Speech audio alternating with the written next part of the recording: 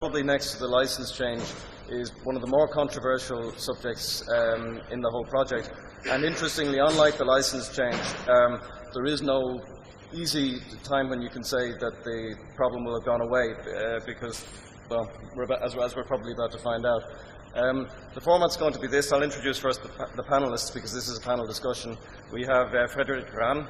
We have Richard Fairhurst. No, we don't. We have Richard Weait. You think they're disappointed? Absolutely, yeah. Well, be thankful we don't have Richard Fairhurst actually probably on this panel. I think Fred can probably play that role. We have Amos and we have Henk, Hoff. So what we're going to do is this. First, each of the panelists will, more or less following their own format, identify where they stand on the subject of data imports.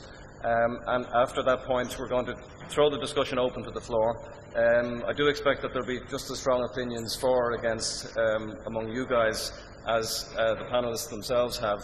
So it should be quite a lively discussion. Let's see what we can make of it. So first, let's hear from Frederik, and we'll basically go along the table, have each guy in turn, and yeah, let's get going.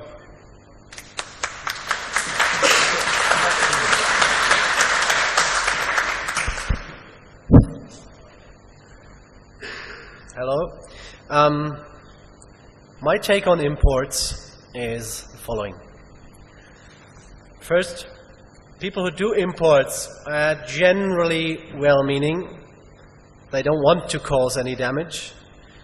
They think that they have found this great new government data source which just asks for being imported, dumped onto OpenStreetMap. And well, maybe if there are some bugs and problems, then someone else, the pixies, are going to fix the problems later. Let's just get all the data we can get and import it, and surely it helps the project somehow. Sometimes people who do imports may be a little bit presumptuous. They may sometimes, I haven't personally encountered people saying, look, all these stupid mappers running around with their GPSs and they take months to complete this city, and I have found this great data source. I'm just going to import it, and look, it just takes, because of my great coding skills, it just takes 3 hours and the city is complete. I'm so much better than them and they're all idiots. This happens sometimes. Some people who do imports think that they have somehow found the magic bullet that solves all the mapping problems in the world, and just import the data set and everything works fine. Imports are often not thought of very well, and mostly they're executed badly. Which means most people who do imports don't take a lot of time discussing it with others, maybe finding out the weaknesses in their plans, thinking about what happens to the data once it is imported, and if it is then updated at the primary source. Are there ways to keep it up to date and stuff? People usually don't think a lot about the consequences. They find data. If we are lucky, then they check the license, and then they find, oh, the license is compatible. Let's just import the stuff. And I have two pictures to illustrate, but these are just examples. They are, wherever you look, you will find debris caused by imports. This is the Denver area in the US, and if you look more closely, you will find that there are tons and tons of duplicate nodes. And this is not only in Denver, it's all over the US. This is a screenshot from Matt's duplicate nodes map, where you can actually find duplicate nodes is when two nodes with different IDs are placed at exactly the same spot. And this is what happens if someone carelessly runs a shapefile to OSM converter and then just dumps the whole rubbish onto OSM. Then you will have where two shapefiles share a bit of border, then you will have nodes being at the very same spot, and they don't take care of that, and other things. So duplicate nodes are not always, but in 99% of the time, duplicate nodes are a sign of an import badly done. This is another example, and again, I don't want to single out anyone. This is an import that has been done in Japan, but there are tons of other imports like that. It's just a random node that I picked, a node that that's part of a railway line, And if you look at the tags that this node has, it's a really, really long list of lots of stuff that no human being can, I mean, not even a Japanese human being, I guess, can maybe make a lot of sense of this, but I can neither. Then you will find things like there's a tag saying coordinate equals 3500. So this is exactly the node coordinate, again encoded here. And then, just to be safe, you have a latitude tag and a longitude tag containing, again, the same values. So this node has its position encoded 3 times. If someone moves the node with an editor, of course, this will be out of sync and everything will it's just stupid, it's just something that's not well thought out. There are 3.3 million nodes with these extra tags in the database, and the whole data set for Japan would shrink by 12 or 13% if one would remove this data that, in my eyes, is useless in OpenStreetMap. And this is sometimes what people who, sometimes people do an import and think, well, there's all this data in the source data set, and I don't want to lose anything. Maybe it's useful later on, who knows. Let's just put all the data in. And sometimes there's a conflict, because in OpenStreetMap we often say everyone can tag anything they want. And if a human being maps something, goes out with his GPS, surveys something, and puts some extra tags in, nobody will complain. But you can only do so much damage as a human mapper with the stuff that you map by hand. But if you do an import, you can import millions of nodes in a day, and you can blow up data sets by a very great amount. And this is something that has happened here. I highlighted this on the mailing list a while ago, and I think it's going to be, people are going to maybe rethink it and maybe fix it. We had similar things with a Tiger import all across the place. We have things where things have not been discussed enough and not thought about enough, and then stuff like that happens. My third point, and that's the most important one, is imports. They sacrifice long-term project health for short-term benefits. If you do an import, if you do it halfway technically well, then the map will look good afterwards. You will have something to show for your efforts. You will be able to say, well, look at this great map of this area. I imported all the data and now it looks nice. But you haven't imported a community. You have imported a ton of data that, if you're lucky, the data is correct and current. But even if it is, there are likely to be no people to care for this data in the future. There are no people who keep it up to date. There are no people who fix it or who improve it, who add stuff to it. And if, in most cases, you will also have discouraged people from actually becoming active in the project, because there's so much data there already. It's almost finished. I mean, why should I sign up to OSM and do something? You know, it's all, it's just a little bit of lots of imported stuff, and it is areas where data has been imported usually have a much bigger problem in getting a good community, a healthy community that stays with OSM and keeps the data current. I'll have some examples for you. This is, again, this is the Tiger import in the US. I have 2 lines in this graph. The blue one is the amount of data in the US, and the orange one is amount of data in the rest of the world. And this is a very primitive measure. It's just the amount of gigabytes in the osm.pbf file, right? It's not number of objects, just an idea of the volume of data. And you can see, when we started to import Tiger data in the US, we had this enormous rise, and everyone, including myself, thought that was a great idea. And I said, look, we have something to show. We have so much data in the US now, it looks almost complete, we have a great map, and this is what we should all be striving for, and so on. But then what later happened to this, you see this graph ends in end of 2007. Now what happened later? You see, we had this rise in data in the US, and after that, it still rose. Some of these are actually imports, but very slowly. In the rest of the world, we had a continuous, very strong growth. And this represents a growth of not only data, but also community, because we don't have as many imports in the rest of the world. So there are some imports in this as well, of course. But this is what we want. We want to have a healthy community. And at that time, it looked like, oh my God, we have so much data in the US, in the rest of the world, we're never going to catch up. But then we caught up, and we got even better. And we have a community that cares for the data. Whereas in the US, we have a few very dedicated mappers in the US. And I'm not wanting to say anything bad about them. But they are very few and far apart. For every active mapper in the US, there are 50 active mappers in Germany.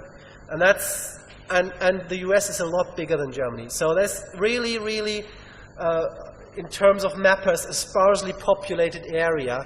And even today, if you look at the map, at first sight, it looks as if we had a lot of data in the US. And then if you zoom in, or if you look at who's active, you'll find that very few people are active. I have a few more pictures. This is in France. There's an area of about 20 by 40 kilometers, somewhere in, there's a place here called Bougie or something, I don't know. It's a very rural area in France. And it looks nice, doesn't it? I mean, there's lots of land use areas and stuff. If you look at the numbers, you'll find that this whole area, there are only 20 people who have ever done more than 10 edits in this area. And if I look at only the year 2011, I will find that only 4 people have actually made more than 10 edits in this area. So actually, a meteorite could have hit this area 5 months ago, and we wouldn't know, because no one really cares. No one lives there who cares for all this data, because it has been imported from a European data set. Looks nice, but there's no community behind it to care for it. A similar picture from the US. This is somewhere in Colorado. I forgot the name. Can't even read it. Some sort of a rural area in Colorado as well. That's Telluride.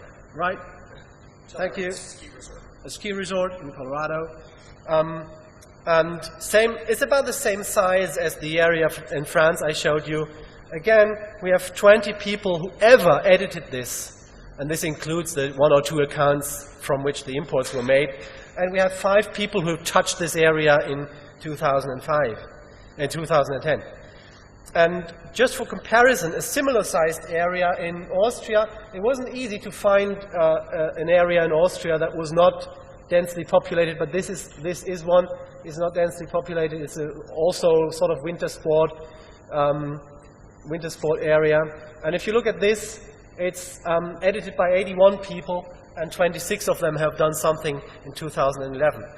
Now all this is not representative. I just picked some areas at random because I knew I would find these problems, because I knew this is the situation that we have in OpenStreetMap.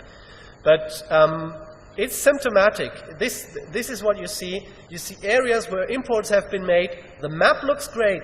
This map, compared to what we saw from in the French map, it looks a bit, well, it's not as nice. There could be more land use areas and stuff. But this is an area with people behind it. There's heart and soul in this map. Whereas in the map that we saw from France, there's basically no one caring for it. It has been imported, and that's it. It's dead data waiting for a meteorite to hit it and no one to see it or something. You know, it's just, if you see something like this, and if you know this is data done by 81 people, 26 of whom have done something in 2011, then you know this is actively cared for. There are people working on this. This is a life map, and this is what we want to have in OpenStreetMap. So my resume is the best imports are those that we avoid. Thank you.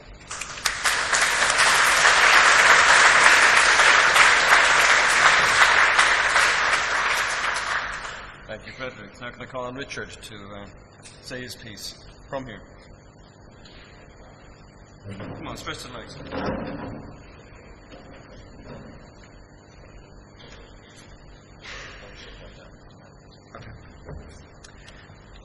Hi, my name is Richard.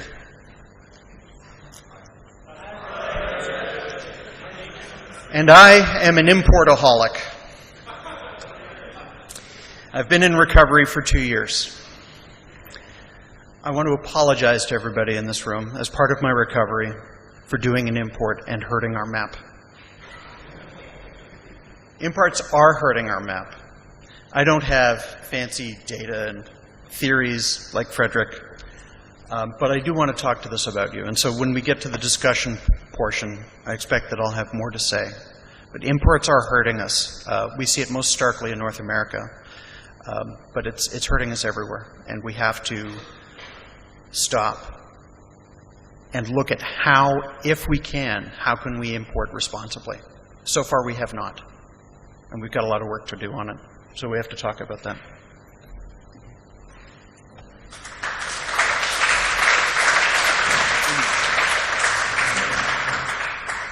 Thank you, Richard, or whatever your name is, for bringing us back up to speed time-wise, schedule-wise, because... Okay, one of the problems with imports is that a lot of people present these anecdotes, and there's very little hard data on whether some imports have been done better than others, whether some communities suffer more than others, and what can we know quantitatively about what happens with the data. So I tried to do this, and this graph here is showing the number of users who are editing certain common POI types, which includes hotels, restaurants, cafes, and that sort of thing, normalized to the urban population in that country by quarter, so it is a bit smoothed out. And as you can see, we've got right up the top here, we've got this weird couple of countries. That's Austria and Germany. So congratulations, guys. You're number one. But then we have further down another cluster of countries, and what's interesting about this is that this light-blue line here, the Netherlands, is the subject of one of the largest imports outside of America, and yet it's right up there along with the UK, which has the longest history and, as far as I know, has had no major large-scale imports.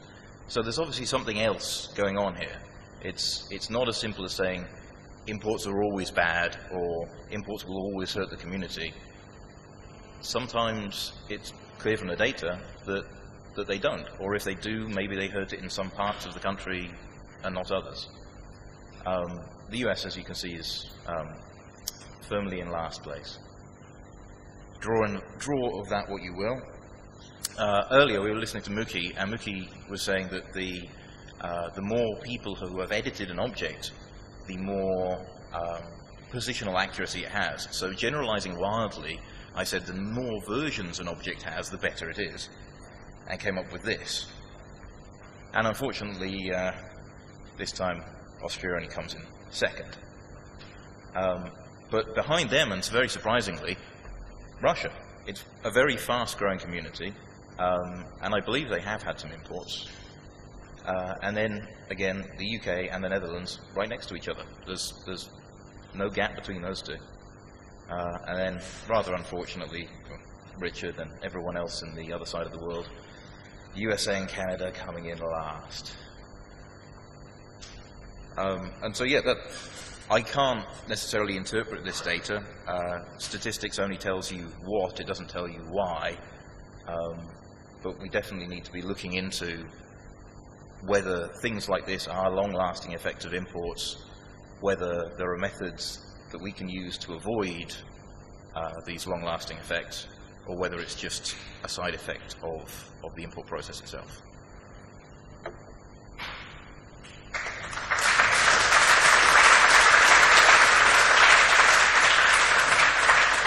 Thank you, Matt. And last, but generally not least, we have Henk. Well, you've probably seen it kind of coming from somebody who basically said that all importers are stupid, gradually going to somewhat, well, it's sorry, and it might be good. And let me say that actually importers have seen the light.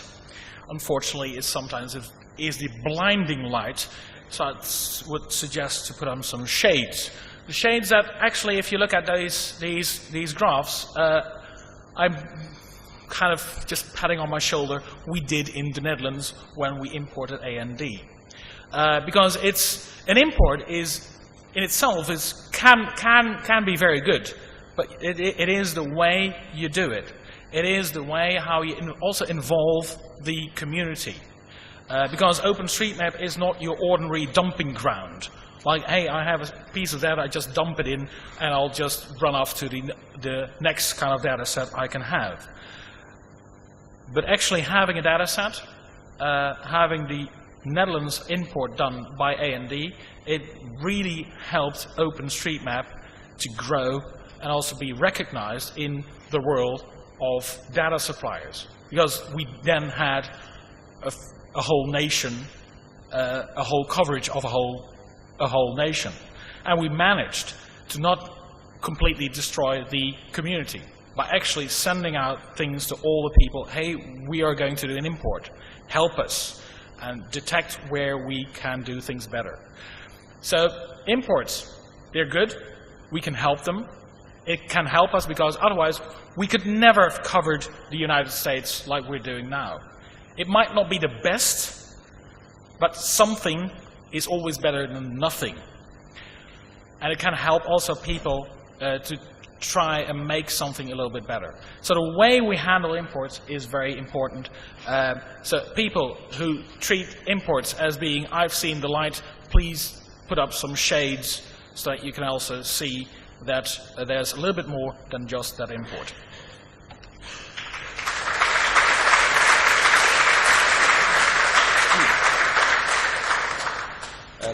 Thank you, Henk, and thank you to the whole panel for expressing a nice spectrum of views. Interestingly, everyone's focusing on the benefit, not so much of good map data, although I guess we all want to have that, but people are more or less unified around the fact that having a good community is far, far more useful.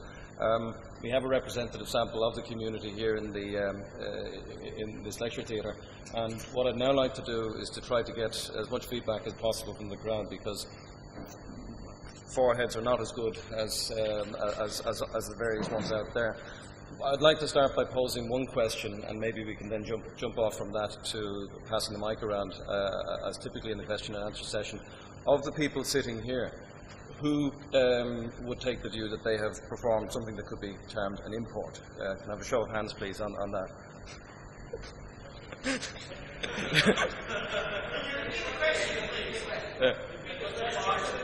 Pardon?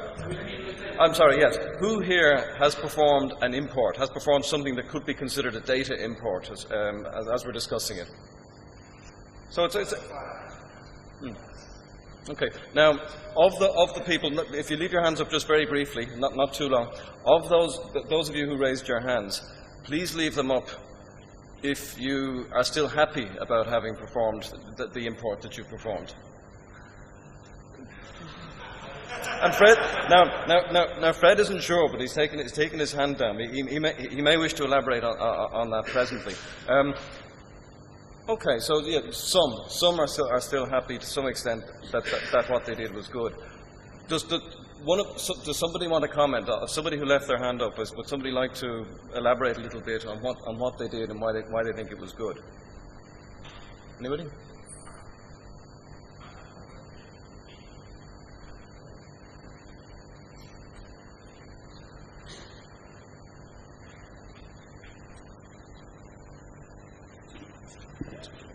It'd be interesting to know, the people that took their hands down, are they happy with the people that had their hands up still? Yeah. Well, I'll certainly go. Well, as long as nobody who kept their hand up has the courage to explain themselves, and it's probably not my place to do so here now, unless we really don't get anybody talking. How about somebody who did regret their? Oh, you want it? Yeah, go. I'll give it a go. Although I'm sort of my hand is half up. I imported national hydrography data in. Can you hold the microphone to your mouth? I imported national hydrography data in the Upper Colorado Basin, covering areas of Summit County westward. Now, the way I did the import was pretty poor. I created vast quantities of duplicate nodes. The reason I wanted to do the import is that I used to ski a fair bit in Summit County, and having waterline data often adds quite a lot of topographical information about the good lines to ski in places like in the Breckenridge Basin and Arapahoe Basin. That sort of information is quite useful, and particularly in a place called Mary Jane and Winter Park, which is, has some very interesting features, which if you end up in the wrong place at the wrong time, you might be skiing stuff you really didn't want to do. The reason I'm reasonably happy about it was it's a very large set of data, which in a mountainous area, stream data really adds a lot of information to understanding the area. But the reason I'm reasonably happy about it is that post-Haiti, I spent about 4 weeks cleaning up not just my superfluous nodes, but as much as I could of NHD data throughout Colorado, and a large number of duplicate nodes elsewhere in Colorado, but not around Denver, because they were just too difficult to clean up on a sort of fairly systematic basis. Yeah, I learned a lot. There are lots of things I wouldn't have done that way. I think one of the things that I learned was that people were talking about using bulk upload.py, which just as a matter of course dumped duplicate nodes when you used it. It just wasn't a reliable tool for the process. And I think that's one of the things. A lot of these tools are advertised as suitable for the process, and in fact they're not, or not suitable for a process which people can use just straight out of the box. But the impression given is that they are. So it's too easy to perform an import, or at least it's too easy to be I would say it's the other way around. I think actually people are pushing tools out far too early and advertising them as suitable for doing an import. And basically they should be keeping those tools on their own PC and not making them available until they're really sure they work reasonably well. So essentially, you're saying something broadly similar to what Henk said, which is that, yes, you can do one, it might not be perfect, but you think that you've left the map a better place than you found it. Yeah. But I think the other point I would say about the import was it was data. It was in a sparsely populated area, and it's a lot of data that one wouldn't otherwise readily acquire. There's certainly issues about it. There are a lot of reservoir and other water areas which you can see on aerial imagery are scrubbed, yet they still seem to be recorded as reservoirs, and it's, local knowledge is required to resolve them. So I'm aware of the issues, but I think it was it was a cure at 10, half good, half bad. Okay, not a bad hit rate. Thank you. Of the people who regretted their imports from the public, does anybody want to say a few words about that?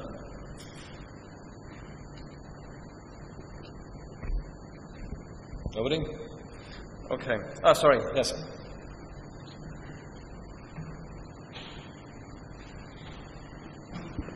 Okay, well, I just wanted to comment on the Austrian situation, because when we had the plan.it import, I was one of those persons who was really enthusiastic about it. I added 5 of Austrians, about 100 districts, and just correcting that data, which was basically crap, like roads non-connected. So not the same situation as in the Netherlands, where the data was pretty good. But still what I noticed, me producing maps for mountain bikers, which really look at loads of tags. And I just noticed that when we started in Austria with the imports, Austria was far ahead from Germany by population, considering the size. We were Austria was about one-fifth of the size of Germany. And after the imports in the next 2 years, it's now more or less that Germany is when you really look at the tag density and how much qualitative information is on the streets. Austria is now only 1/9 of Germany, even though we had the more active population before the imports. We were after the imports, we had many mappers who left. Many mappers who were just frustrated about the quality of the imports. And you can see it, like countries like Czech Republic, Switzerland in the northern part, where they had no imports, they're like booming and they have quality information and you can do a nice map out of it. And in Austria, where places like Carinthia, where we have no mappers at all, it's not working out. And I'm not saying I'm completely against imports. I could live with imports of stuff that we cannot import, that we cannot do ourselves, like water, like rivers, maybe some sort of areas, but I'm pretty sure we can do areas better if we have good aerial imagery. But definitely do not import anything like points of interest. We had, even in Austria right now, we have tourism agencies that, without asking anyone, or companies even, pushing in lots of points of interest like hotels, restaurants and so on, and we get dupes, a lot of them. And also do not put in any lines or streets, because we can do better. If we just import lines, highways, then we just get the same data set as Navteq or Teleatlas. We definitely will not get a better import. That will not help us. That doesn't make an identity for OpenStreetMap. For me, OpenStreetMap is about that we can do a map that no one else has.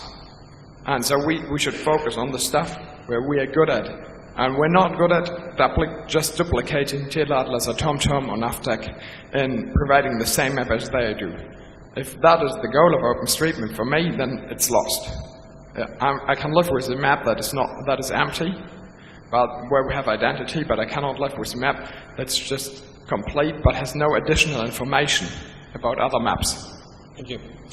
On that subject, and maybe we'll pause for a moment, and I'd like to ask the panel one question that they might each go through, because we had hints at it, but your suggestion was that there can be justified imports, or good imports, let's call them, and bad imports, of which you've named an example. So if I could ask each of the panel, in the order they originally spoke in, to identify, in their view, and what might be a reasonable thing to import, based on what they've learned from previous imports. Yeah, if I may just say something a little bit off topic to your question, because you just raised the point before. You said an import may be okay if you leave the map a better place, and I must object to that, because it's not enough to leave the map a better place. I showed some images where the import actually definitely made the map better, because there probably was nothing before that, and afterward there was something. But you also have to leave the project a better place. And if you just care for the map and not for the community, the existing or the future community, then the import is bad. I can think of some very limited kinds of permissible imports. I could think of something where if there is a data set that actually that the community wants to have, if you have an active community in a local area and the community say, if we can import this data set of, say, postcode boundaries or boundaries or whatever, something, and we could really do our work better if we have that. I think that's permissible. I think that's something. If you have a local community that says, yeah, we want to import that data and it's going to help us, and we are going to care for this data in the future and so on, then fine. But if you sort of centrally from your desk in another place of the country decide to import the stuff and just mow over the whole country, maybe in areas where there's no community at all, because you say, oh, it's sparsely populated, we have no mappers there, let me just import the data. That way you make sure that you'll never have any mappers there. And that's so, just because something is sparsely populated, that's not an excuse to just dump some sort of data there. Even the other way around, if it is sparsely populated, if you have few people to care for the data, then it's even worse to dump stuff on them that they cannot possibly maintain. That would be my take. If I can ask you to elaborate on that one, and I think you went most of the way towards explaining yourself. So the key to you in the USA, because I suppose that's an example where it would be possible to claim that such community as there was in favour, largely in favour of the import. Would it be your contention that the problem is that it's too large an area to try and talk about a single community, and that it should have been for a smaller area where there really was somebody to look after the data afterwards? Can I take that one? Oh, yeah, go ahead. Sure, go for it. To sidetrack just briefly, Jerry said that there was a particular import tool that was ineffective and was doing a bad job. And I don't think it's right to criticize the author of that tool for doing a bad job, because at the time that it was released and the time that it was used, everybody thought it was doing a fine job. And I think we're seeing exactly the same thing with the imports. Everybody in the United States community, the dozen or so mappers who were around when Dave Hansen started the Tiger import in the US, agreed to the import. Dave gave every mapper, every active mapper, the opportunity to veto an import in their county. And everybody wanted the import. We all thought it was a great idea. Everybody did. How else are you going to map the United States? It's so vast. But we're 3, 4, 5 years on, and now we're starting to see the long-term side effects. There was no opportunity to see this in advance. We couldn't have predicted that importing this data was going to make people look at the map and say either, oh, it's done, there's no need for me to join the OpenStreetMap project, or conversely, to look at the data very, very closely and say, oh my God, I can never clean up all of that mess. And we've heard both of those things from many people around North America. The community in Canada is still vanishingly small, but per capita, it's about an order of magnitude larger than the United States for about the same geographical area. The difference, I think, is that the imports in Canada started about 2 years later. So I think the long-term effects are still to show up in the Canadian community, and we may still be suffering longer into the future. Did that cover it? Yes? Okay, yeah, thanks for that. I'll move on to Matt now. It's a mean question because you in your own talk you tried to stay very fact-based, but do you have a comment on the original question, which was what might be a good thing to import and what might be a bad thing? With the fervor of the freshly converted, I have to say there are no good imports. Okay. So I can't say that there's any particular pattern in the data which would let you know which imports are going to be good before you do them. And in those sorts of situations, it's basically like playing Russian roulette with your community. So I would say in general, small-scale imports seem to be absorbed within the community better. I've got no evidence of that, however. So in general, I would say that, yeah, it needs to be community-led, it needs to be small-scale, and it needs to have buy-in from everyone. Ideally, test it before you do it in live. But yeah, I think I agree with Frederik in that I think a lot of imports that we've done in the past, people have regretted, and well, you can't change the past, but I think a lot of the imports that people are planning to do in the future, they should probably reconsider. And also, it's fair to say in the recent past, somebody I was hoping to get to sit on the panel is Jaak Lainiste from Estonia, who was involved in the input of the Corin land cover data for Estonia. Everybody, again, in the community was very keen. He has been disappointed with the results, with essentially the great... I shouldn't put words in his mouth, so in fact I won't. There are mailing list topics that cover it, but it has a lot to do with the manageability of the data that gets imported and the extent to which the community is prepared to actually maintain it. So that would, I guess, speak to your points, Frederik, as well. Henk, good and bad imports?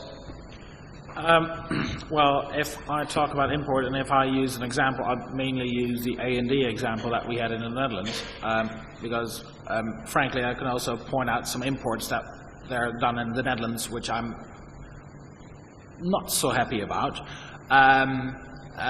But if you look at critical success factors, well, the Netherlands is not the most biggest country, as you might have known, and we don't have that many areas that are not so dense populated, since we can use, we actually create our own land. But it is really important to actually to kind of look at your data set if you want to do an import on what it exactly is that you're importing. It's not just your set of free data that you say, oh, that might be useful, but investigate what that data set is. And question yourself, is it really valuable? Does it add something to it? It's not just, oh, I'd like to do an import, but question yourself on what you're doing. What we've also did is actually look at the quality of the data, and we did some, with a kind of nice word, geofencing, where we said, these parts of the map, which we currently have, is better than the import, and we don't import that region, but we do it at some other kind of things. So it's not, if you have a data set, you just import the whole kind of thing, but look at it, and then you need to look at smaller regions, so you can identify if it is actually worth, and if it is actually better.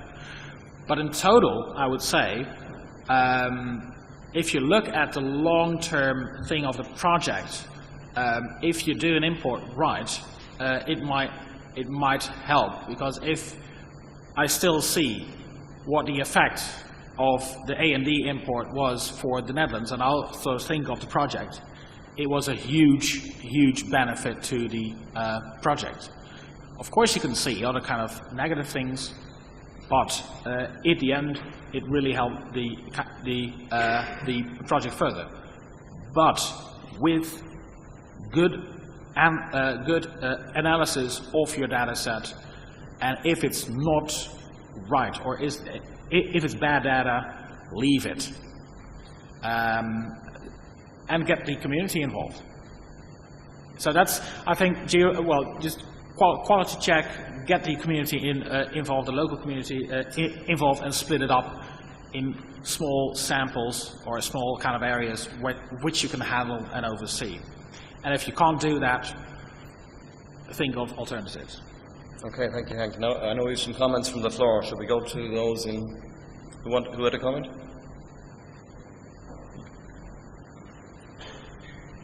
Hi there. So it's been quite a few years since the first time we did, or the first time we took an external data set and decided that what we should do with it is import it.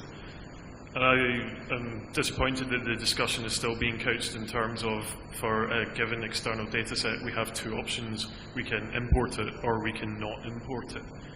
I'd like to ask the panel what they think are further alternatives, somewhere in between bulkupload.py and leave it entirely alone. How can we use external data sets of benefit to OpenStreetMap without necessarily just importing them?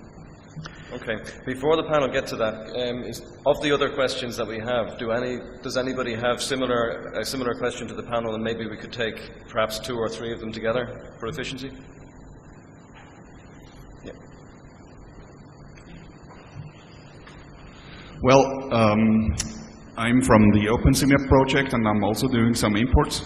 And you very often talk about the term quality. So what is really difficult to decide is what is high quality data and what is low quality. And this may be different from one part of the community and from another part of the community. So some people may be interested in having high position accurate node, for example, and others may have some other interest.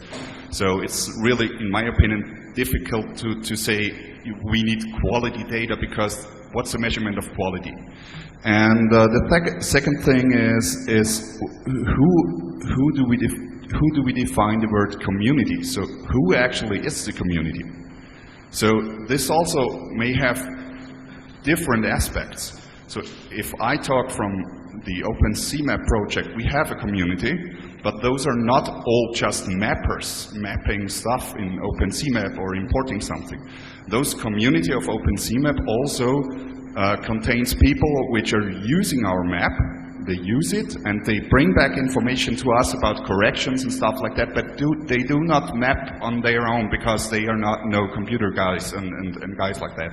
So we take care on the map, we try to take care on the map as good as possible, but the community are more people and not just map editors and computer associated people. Okay. Do we have one more? Yeah, let's, if we can get a mic over here.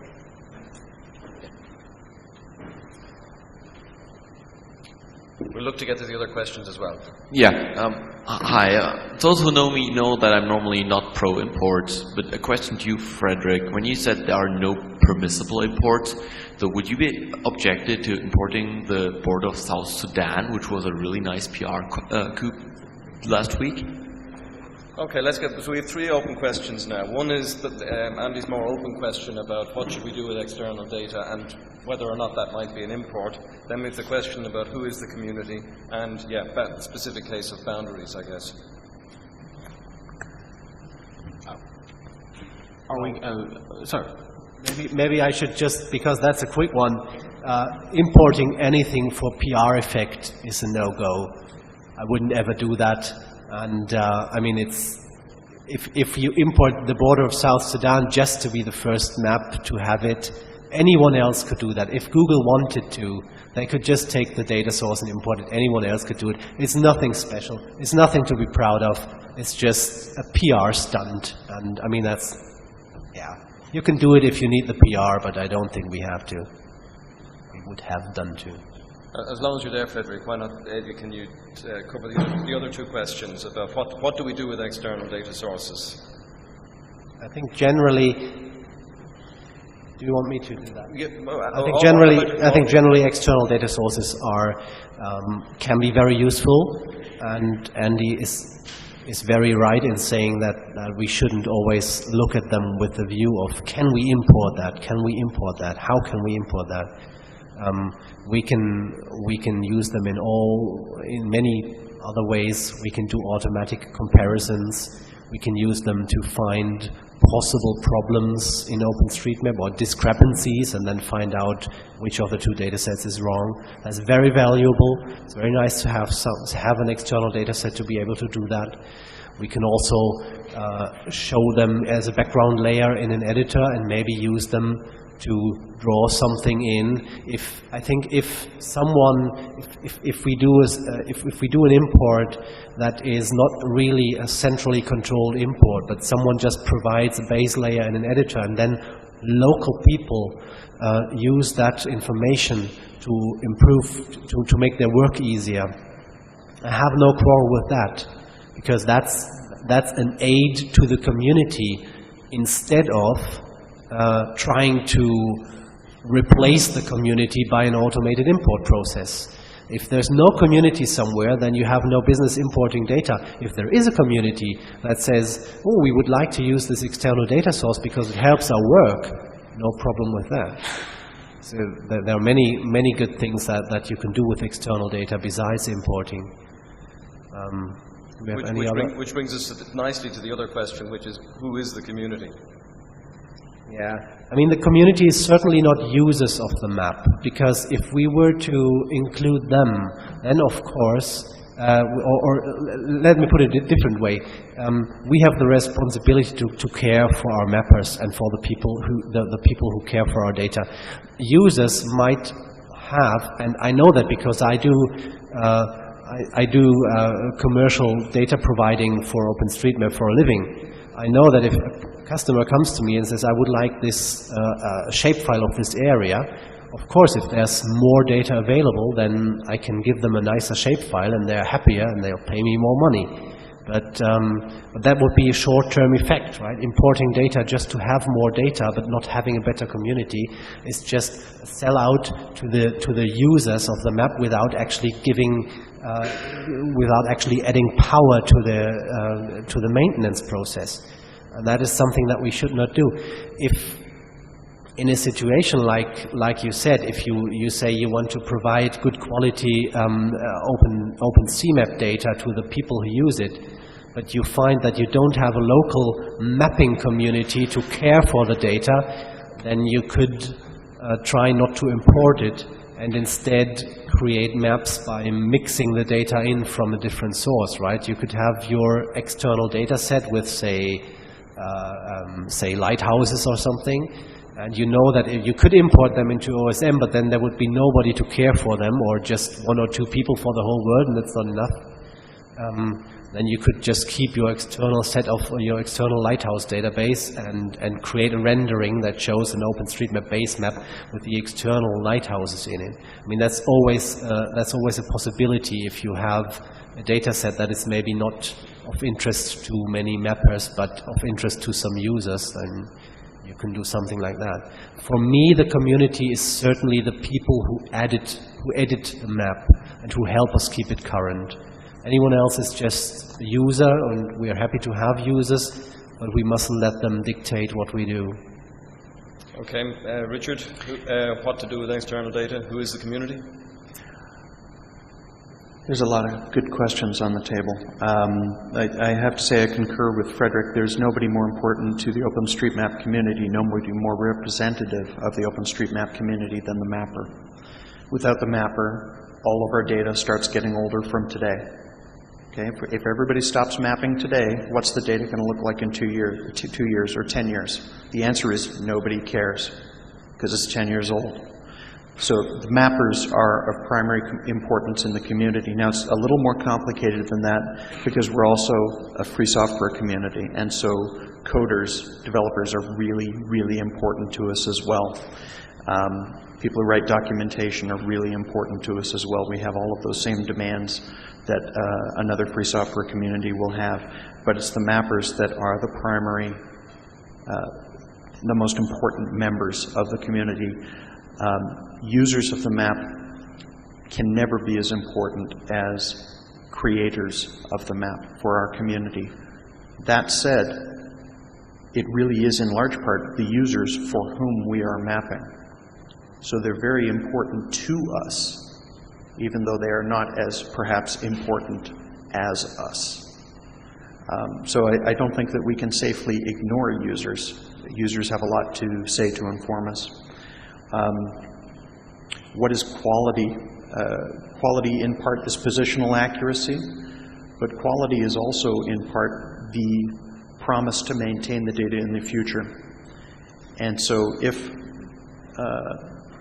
if all of the mappers disappeared today, in 10 years, the data will have less quality because it will not have been maintained. So in part, quality is the importance of being able to maintain that data, and the importance of having mappers to see that that data is kept up to date and continuously improved. One of the amazing things about OpenStreetMap is that it does continuously improve. Regarding the South Sudan border, all imports are bad. I've already said that. Frederik, would you revert that import? No, I wouldn't mess with other people's PR stunts. Richard, you had one open question, which was the one regarding Andy's question about what to do with the external sources. And an excellent question it is when he started off this particular question session. And I think that there is something in between importing and not importing. If you look at an import, if you look at a data set, not as a target for an import, but look at it as a data set as just another set of data to refer to in your mapping, I think it's wonderful. I think it's fantastic that the Canadian government has allowed us to include or to derive data from their data sets for Canada. There are all kinds of wonderful data sets that we'd have a very difficult time including if we had to go out and survey it ourselves. Canada is a really vast and sparse place. But I think it really does come down to people who can maintain that data, referring only to that data that they can maintain. So if you map your block, you know you can keep your block up to date. If you map 2 or 3 blocks around your home and around your business, you know you can maintain those, and they'll never be more than a few weeks out of date. But trying to do your whole city, a single mapper can't do that. And that's why it's important to grow the community, and much less important to throw extra data into the map, because the community won't be there to support it, and it will just get stale, and it will die, and so will the interest in the map. Thank you, Richard. Matt? So I'll start by answering Andy's question with the magic words he wanted, which was potlatch to vector background layer. Well, I could have told you that.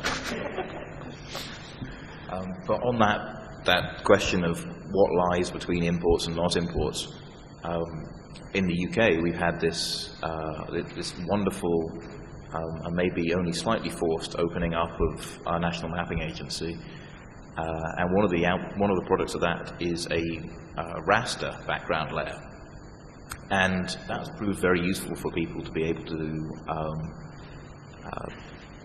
check against OpenStreetMap, and also to trace things like building outlines off.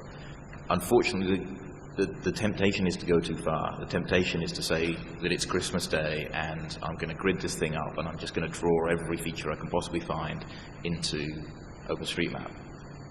And the problem with that is that it doesn't work, because we've got to recognize all forms of external data are by definition out of date. The only data that is up to date is the data you just saw.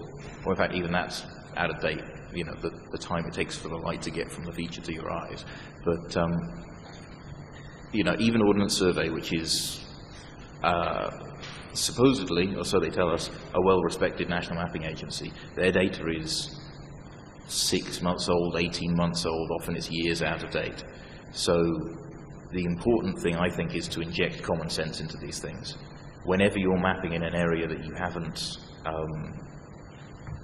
been to, you have no primary data for, then you probably need to not just use one source, you probably need to use many sources, and be aware that if you have 4 different data sources all saying the same thing, but they're all from 2005, that still doesn't mean it's there now. And moving on to the next one with what is quality, I think timeliness is a very important part of quality. What makes OpenStreetMap very different from things that have gone before is that we don't release every 6 months. When you go to our site, you get the latest data. You know, before we started doing weekly planets, probably the only people that were releasing with any regularity were some national mapping agencies releasing on a quarterly or 6 monthly cycle. Going from that to weekly, and then a few years later going from that to being able to update this stuff on the minute, is a drastic game changer. And I think up-to-date information is key to OpenStreetMap. Positional accuracy, yes, within bounds. If you gave me an old data set that was accurate to within a centimeter, or a more modern data set that's accurate to within 1 meter, I think I'd prefer the more modern data set, even though it's less accurate, because let's face it, you know, when I'm wandering around with my GPS, I'm lucky to get, in an urban situation, better than a 10-meter lock anyway. As to who's the community, I think yes. I think anybody that contributes to the map is part of the community. And if you contribute by marking up a map and giving those maps back to somebody else to enter into, I think they're still part of the community. It doesn't matter how those edits get in. If somebody is consuming the data, checking it against reality, and contributing fixes via whatever technical or non-technical means, to me that's part of the community. Thank you. Henk? Well, let me just focus on quality and community, because the other things are done, because I think you referred to my answer on that. Well, quality, I made that remark basically on, well, know what you import. If I take an example of, well, let's say the famous tiger data in the US, in some areas it is top-notch data. It is absolutely very good, and also aligned to streets and that kind of thing. If you go to more remote areas, roads are miles away from where they actually are. So would that help us? No. If that's the kind of thing you have, leave it, because it is not really helping. So kind of analyzing that kind of thing of, is the data any good? And then you can decide, well, quality, is that, well, it is kind of a subjective kind of thing. But basically, kind of see, what is that data? What am I importing? And taking a little bit of, just a little piece of data and just look at it, and it might be good. That's just one little sample, but just put samples everywhere, so you really have a feeling on what that data set is. And if I look at community is not the talk mailing list. The community is not the one who read a forum. The community is the people who've actually edited that area. And lots of them are not reading opengeodata.org, are not reading a mailing list. And if you ignore them, that's going to hurt up our project, because they are the silent majority who just go out there and they see that their data has just been ruined. And they say, oh, well, I'll just go out and do something else. So actually looking at that region, what you want to do something, that might, and actually reach out to those kind of people, say, hey, we're doing something that we find spectacular and we're really going to help. We'd like to know your opinion, or do you have any other kind of things? So that's kind of the engaging of the community.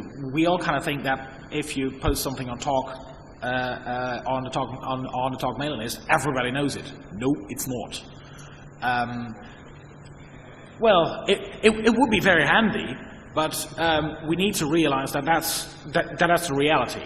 So based on that, quality is merely kind of know what you're doing, know what your data set is, and realize that if it's bad, well, get rid of it, or just take samples out of it, which you kind of think this is good and the rest is bad. Okay, I'll leave it out. And the community really go and outreach to the people who've actually done something there, who are affected. And users, it might help to bring your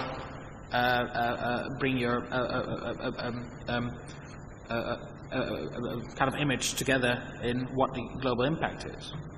So that's the two. If you look at quality and community, that's how you need to read my ideas on how to respond to them.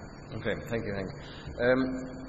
We find ourselves at 6 o'clock. Now, this is the last session, so in principle we could overrun a little bit.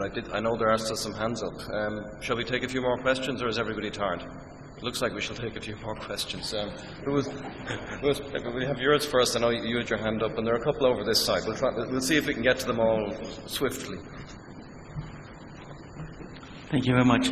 I would like to have your point and your advice on all the countries which are not on this list. I mean, we're always talking of Germany, Austria, US. I mean, well, there's plenty of data. I'm working a lot in Africa, in rural Africa, where there's basically no data. People don't have the means to buy a GPS. And there are data sets like geonames, which are really good, that would make a huge difference, I mean, in those areas. And I would be in a position to importing those, probably, but when I hear this discussion, I think, well, is this now a good idea? Or has there been discussions between OpenStreetMap and geonames? What's your stand on this? This sounds almost exactly like the situation in North America when I started mapping 5 or 6 years ago. It was that vast landmass, almost nobody involved, and no way to possibly map it all myself. And I think that the simplest, the easiest choices to see in front of you right now are import a whole bunch of stuff in the map because something is better than nothing, or wait until the community is able to grow enough that it can map substantial parts of the continent for you. I don't know that we would have completely abandoned our imports if we could turn the clock back and do it all over again. But I think if you concentrate more on building the community, as rare and as sparse and as unlikely as it is for you to find a large community of mappers, building one mapper is way better than building one map. Anybody else from the panel want to add to that? Yeah, Matt. I'll jump in as well. There was a curious case that I noticed looking on the sort of the Western Sahara part of Africa, where there had been some United Nations data donated, and somebody had gone along and imported that, and it was the village names.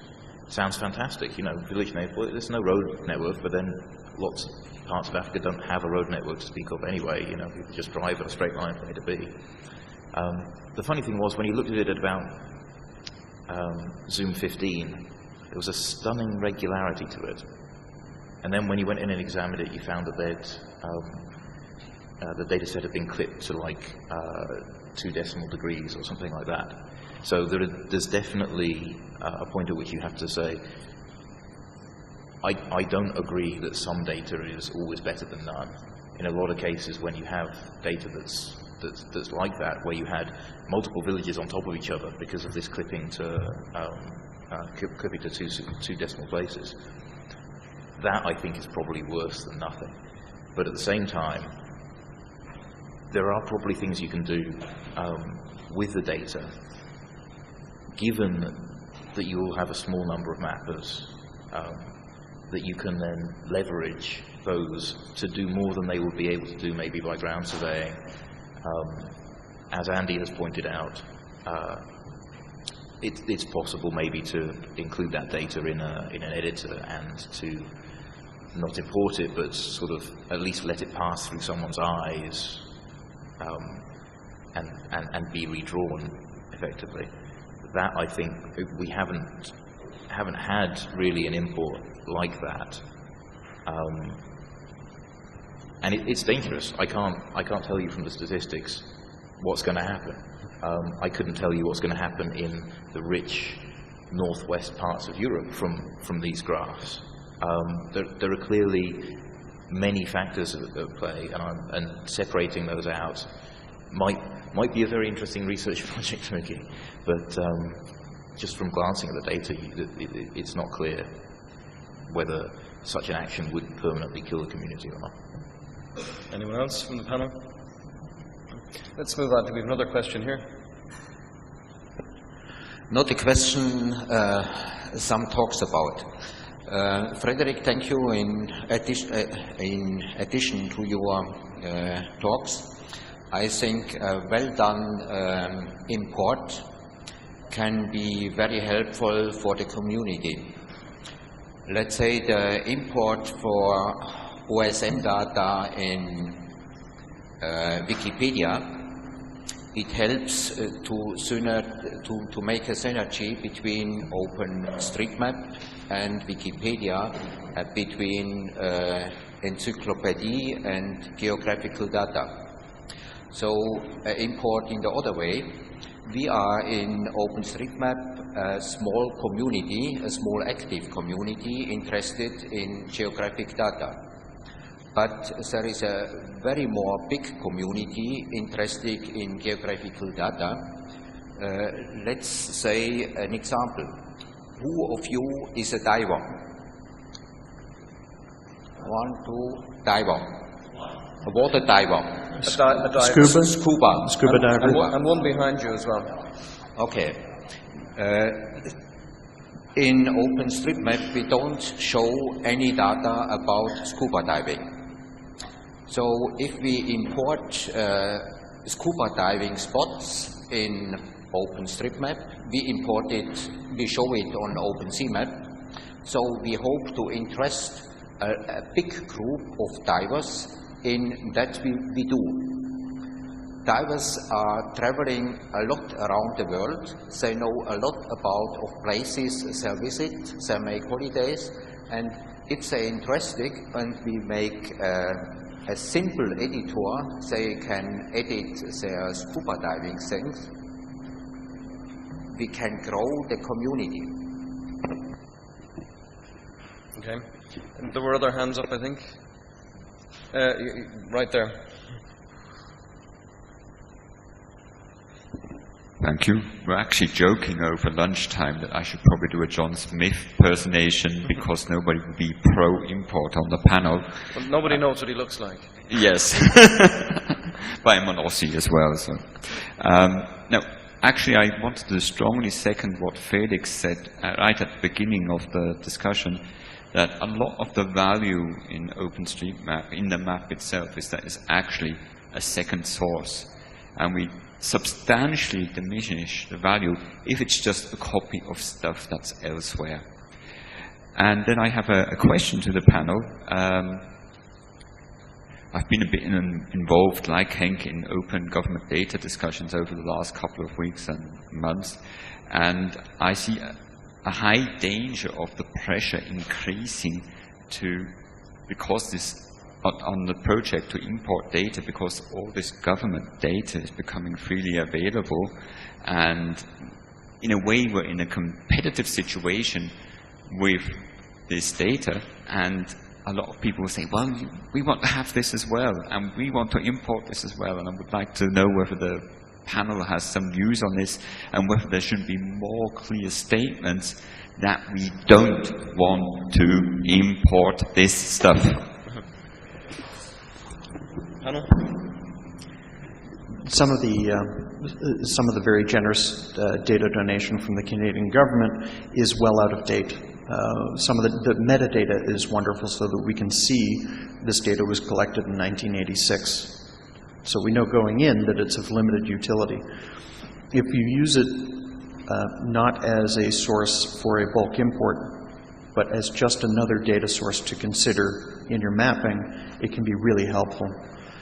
It's a lot faster to look at the building outlines from 1986 for my neighborhood, because I know for sure which buildings are no longer there, and I can leave those out and import the others. And that's faster than tracing the outline and pressing Q, or pressing R, or whatever the hotkey is. But it's just another source, and so using that vector source from 1986 and the aerial photography from 2005, those are both really beneficial. But my GPX track from yesterday rules, and my local knowledge that that building was torn down and is now brownfield site. There's nothing better than that. There's nothing better than what you know about your neighborhood.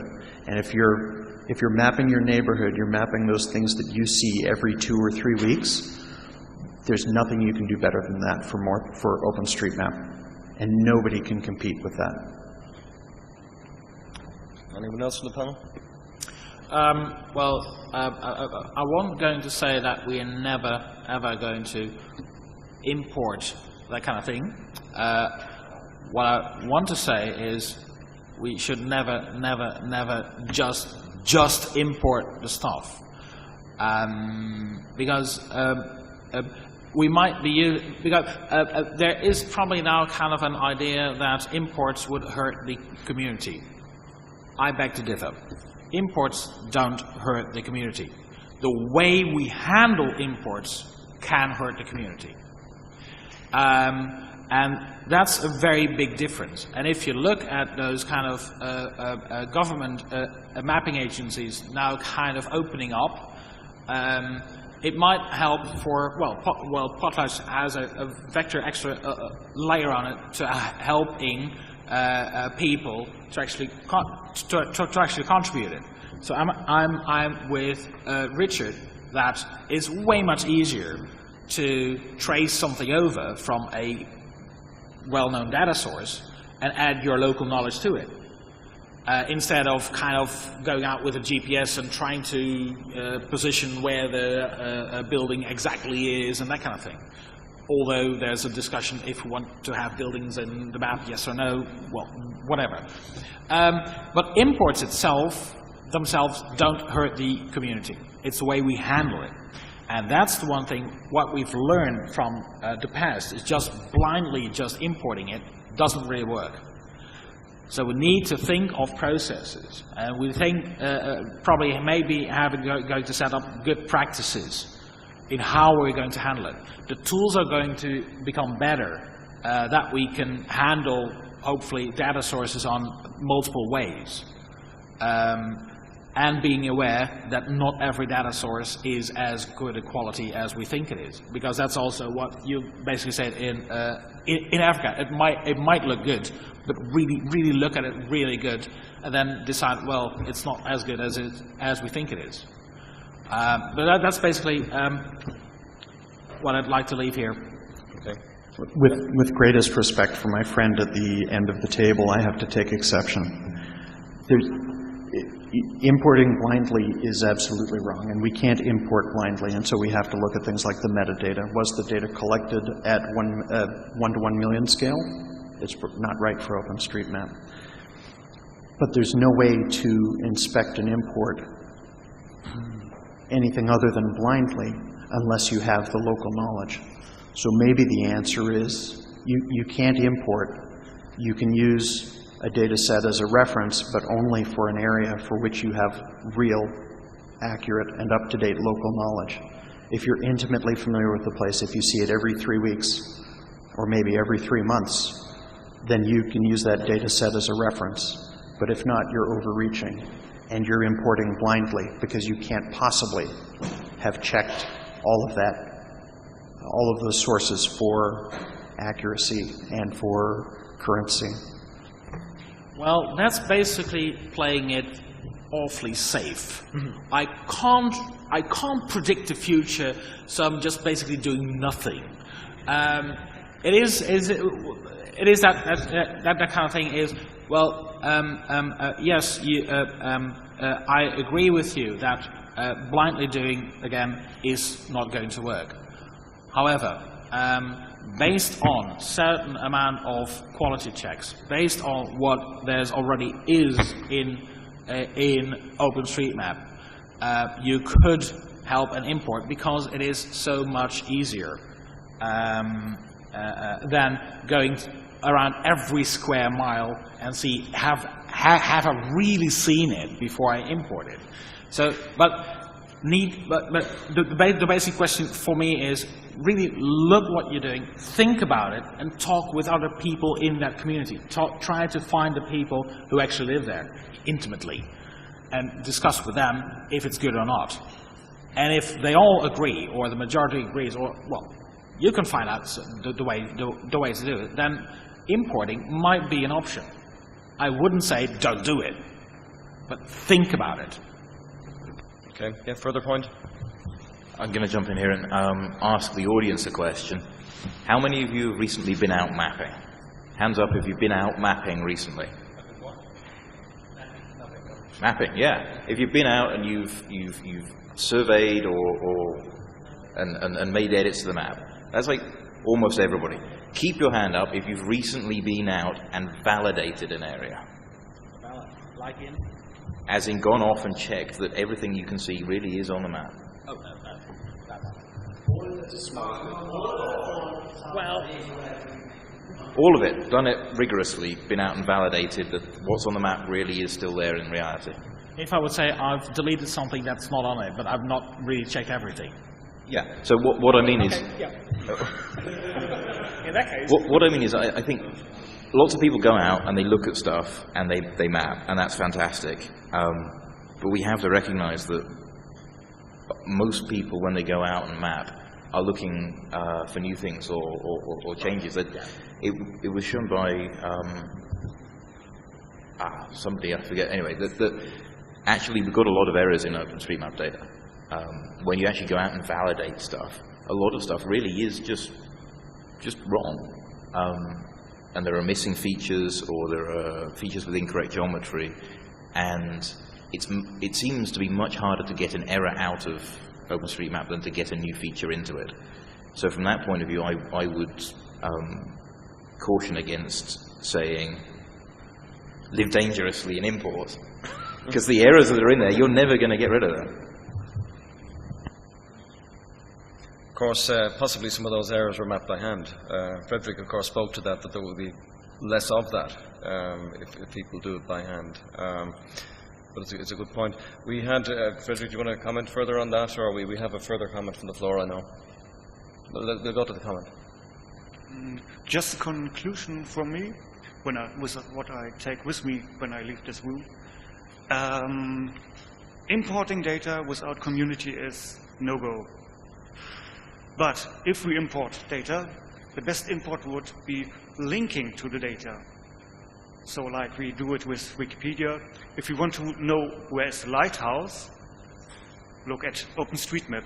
If you want to know the history of the lighthouse, look at Wikipedia.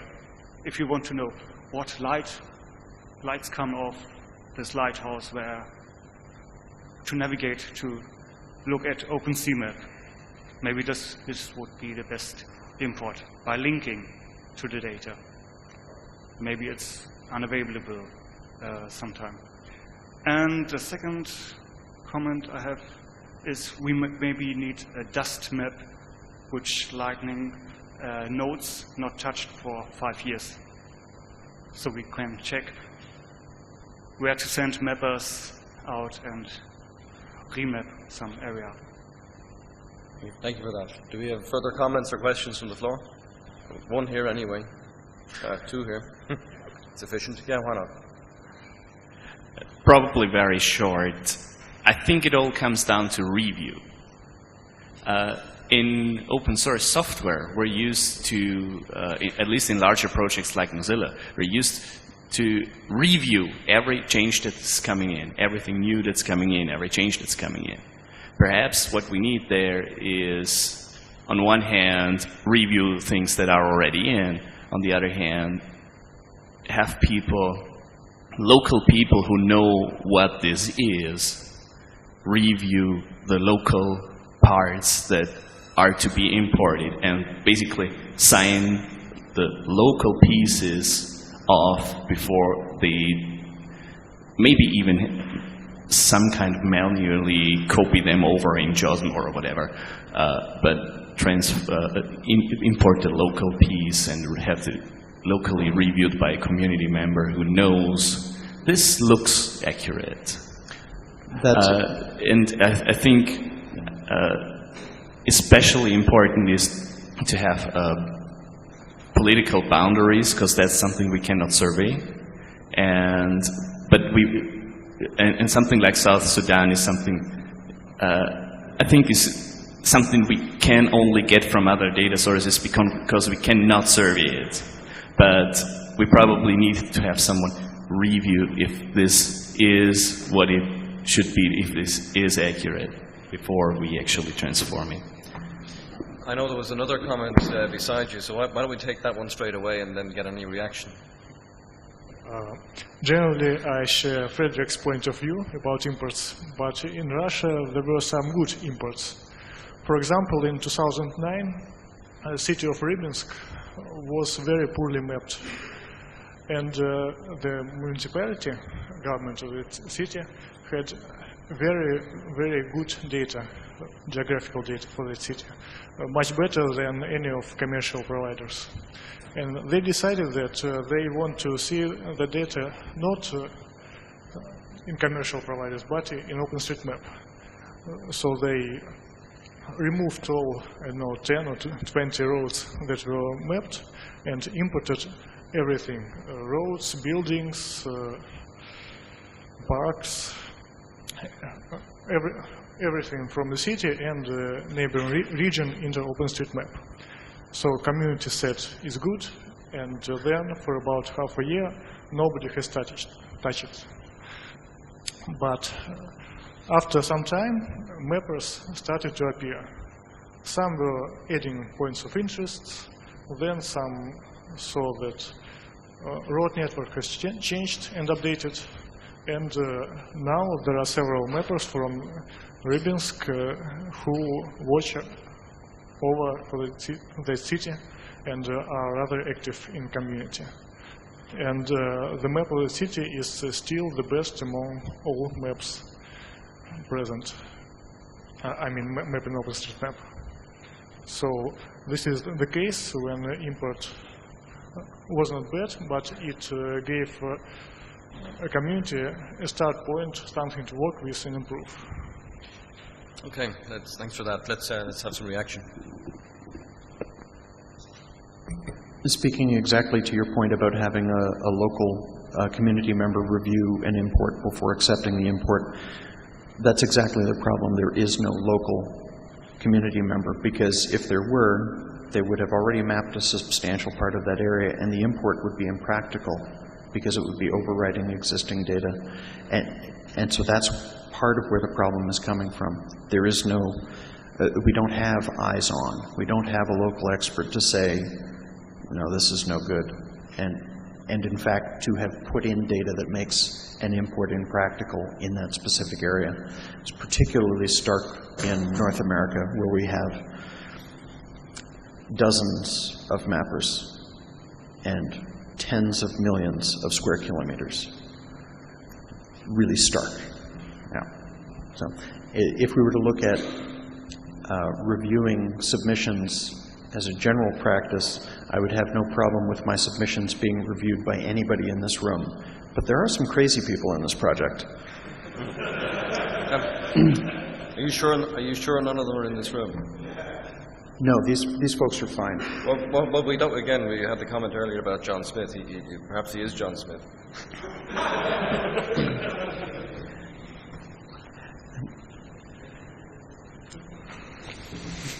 He probably isn't. I think it's safe to continue.